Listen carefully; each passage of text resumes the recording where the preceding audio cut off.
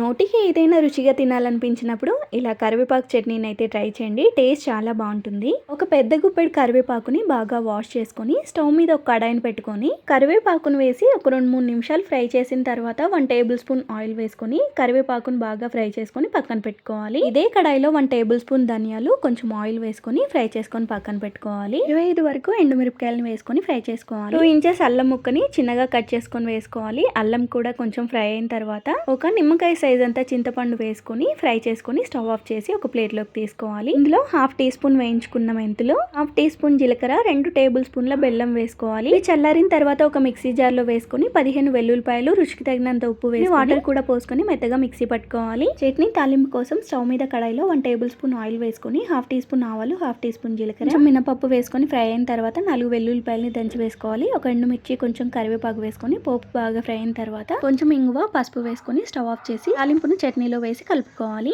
వేడి వేడి అన్నంలో ఈ చట్నీ కలుపుకొని తింటే టేస్ట్ చాలా బాగుంటుంది.